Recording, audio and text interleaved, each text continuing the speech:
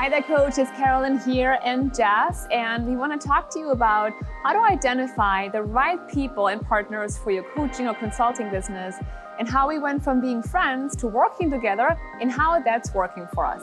Make sure you stay all the way until the end and watch the entire episode, because Jess and I will tell you about 2 different types of people, how to identify them, and why you need both in your business to be successful. Before we get started, make sure you hit the bell and you subscribe to our channel so you get notified when new episodes become available here every Wednesday. All about helping you go from passion to profits in your coaching business.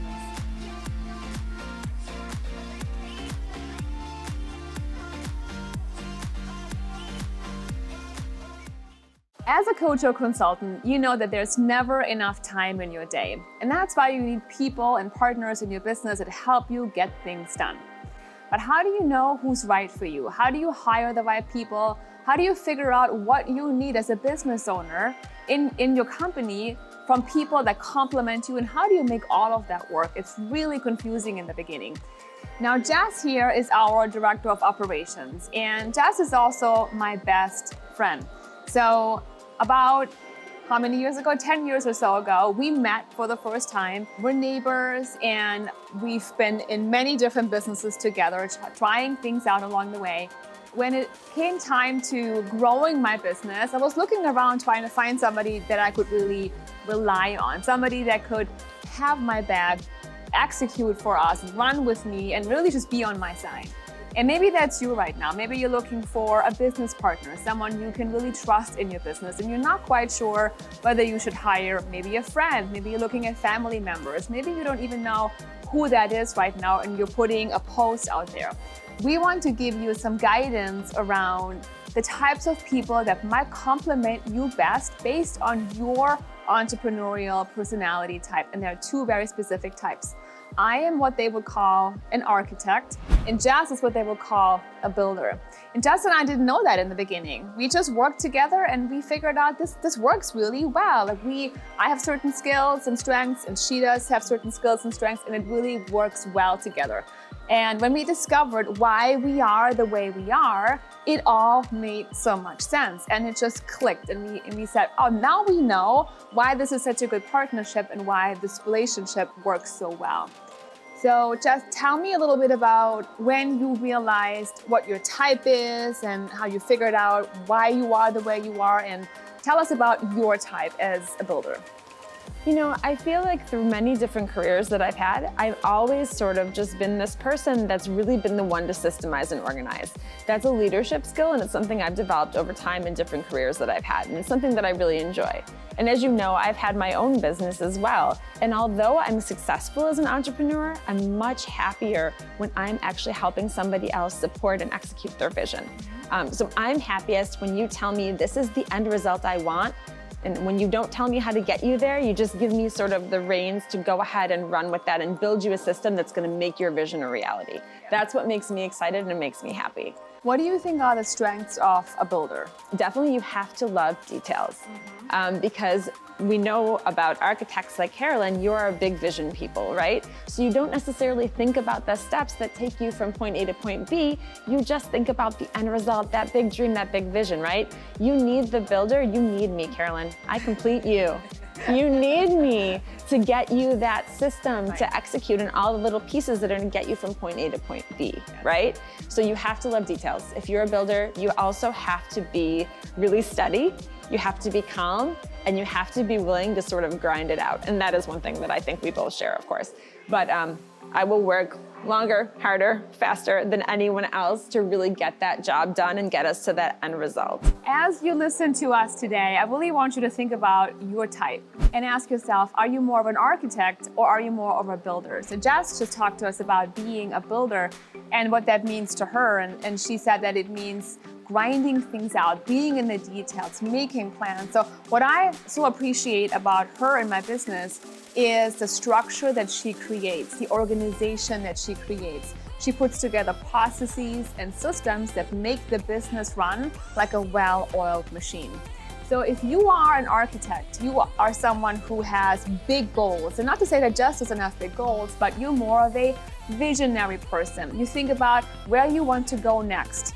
you don't really want to be in the details and making the plans. You're thinking about where the company needs to go, your next trip, your next big financial goal, your next big project that you want to work on, and you're building that company vision. So you're the visionary, the leader, the spokesperson for your brand, but then you need somebody that pulls it together, that makes it work, that puts the details in place and actually keeps you on track and creates timelines and makes it work behind the scenes.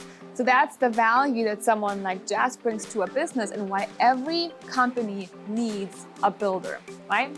For me as an architect, I would describe myself as someone who is always hunting and racing and rushing to the next big thing.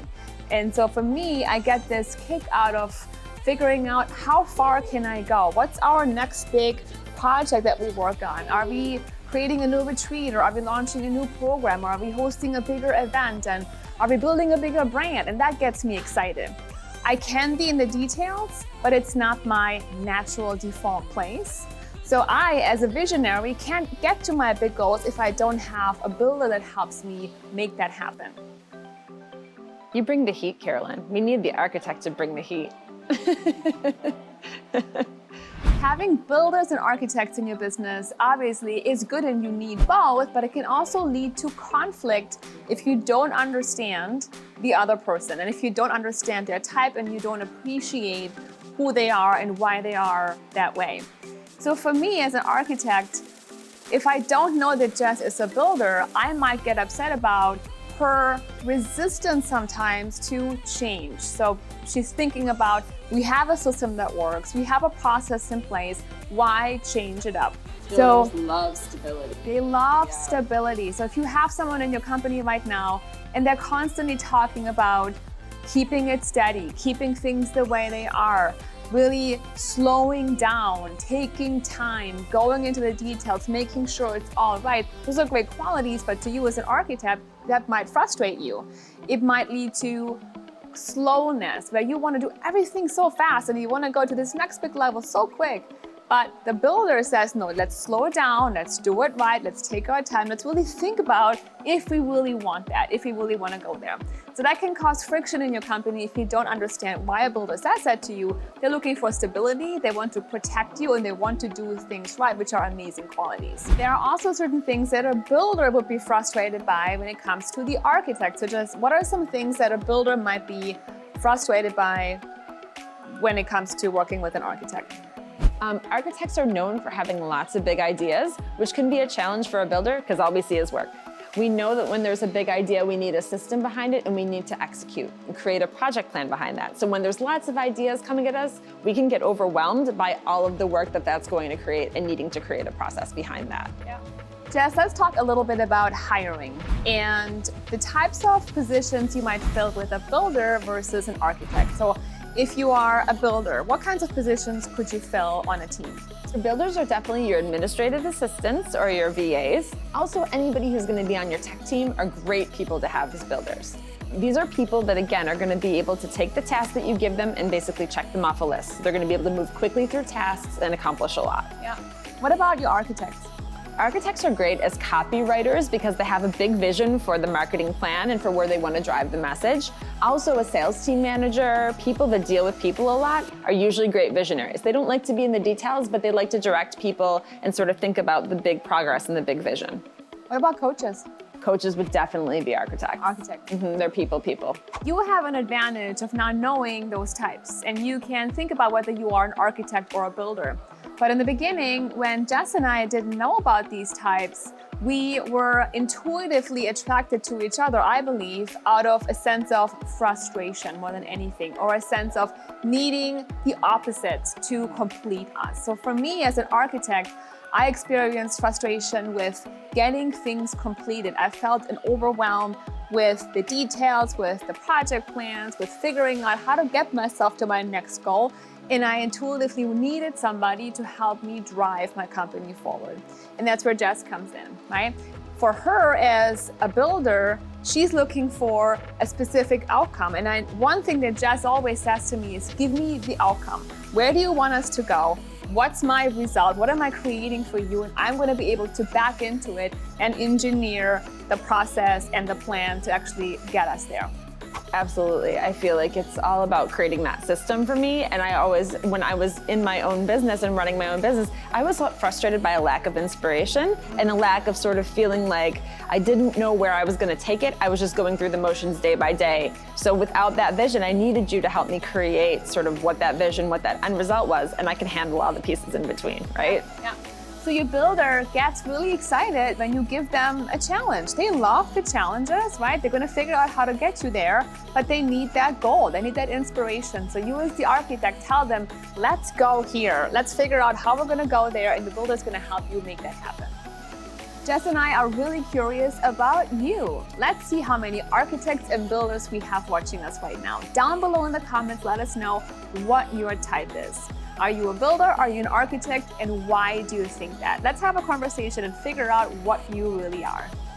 So that concludes our episode for today. I'd like to thank Jess for being here, for spending some time with us today and talking to us about her type and what she does in our company and giving you some insight on her builderness and my architectness and what all that means. So thank you so much, Jess, for being here. Absolutely. Always a pleasure.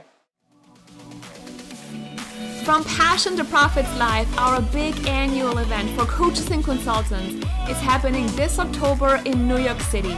Discover the insider secrets of the millionaire coaches, network with the stars, and learn from the best. Do you want a ticket? For more info, go to FromPassionToProfitsLive.com. You don't want to miss it.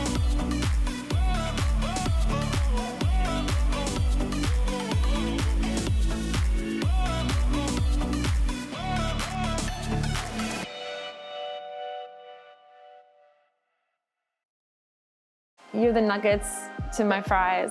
You're the nuggets to my French fries. You're the yin to my yang, Carolin. You're the peanut butter to my jelly. Let's talk a little bit.